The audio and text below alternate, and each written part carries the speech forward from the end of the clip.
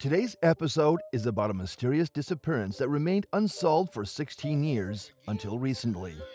On June 10, 2006, Lori Slosinski, a 24-year-old from Auburn, Alabama, disappeared suddenly.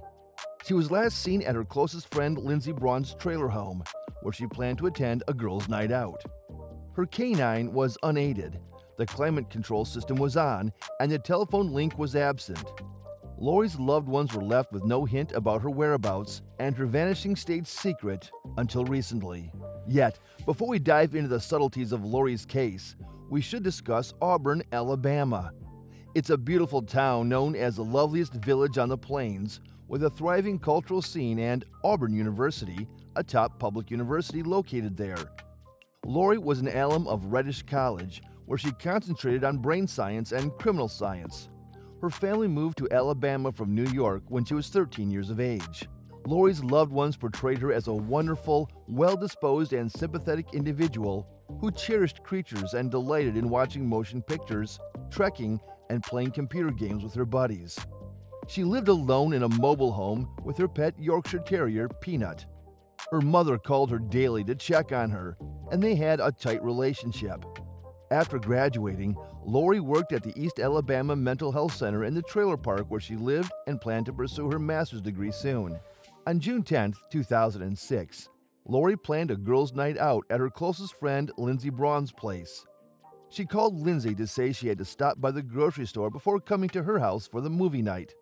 But Lori never showed up, and her friends and family couldn't reach her. Her automobile was missing, and her dog was found in her trailer alone. Lori's vanishing left her loved ones crushed, and the police couldn't track down any leads about her whereabouts. However, a tip from Lori's friend Rick Ennis, who claimed he met Lori the day she went missing, led the investigators to focus on him as the prime suspect. But without direct proof of Lori's corpse, they couldn't prove his involvement in her murder. Fast forward to 2018, when the Alabama State Bureau of Investigation formed a cold case unit and reopened Lori's case. They re-examined the evidence and found crucial information that led them to Rick Ennis as the main suspect in Lori's murder.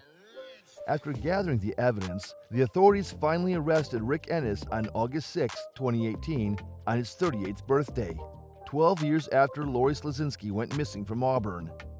Ennis's trial started on April 1, 2022, but it was delayed due to the COVID-19 pandemic.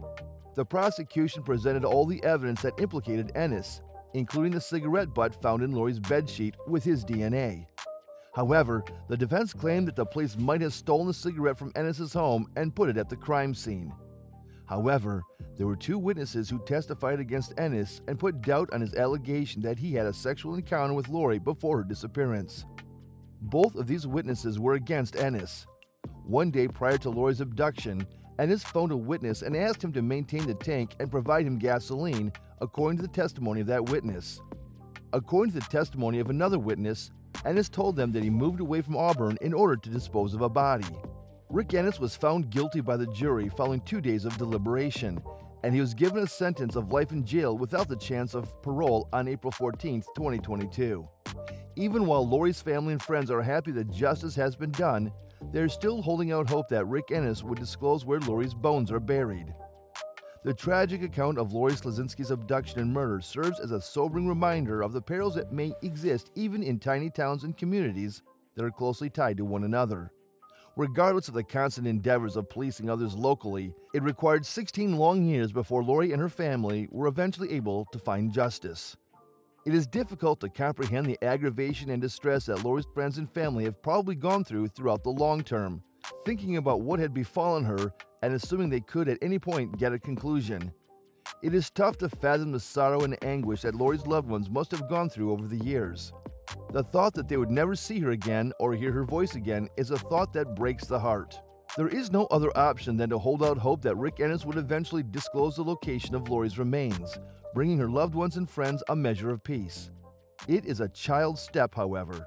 It is a major one toward the objective of mending and continuing on. At the point when we recall this awful occasion, we really want to remember that getting equity isn't straightforward or fast 100% of the time. In specific conditions, finding an answer could require years or even many years. In any case, we should believe constantly, and we should continue to help give to policing the groups of casualties who are as yet searching for replies. Thank you for joining us. We hope this story has shed light on the importance of never giving up on seeking justice for victims of crime, no matter how long it takes. Please like, share, and subscribe to our channel for more true crime stories.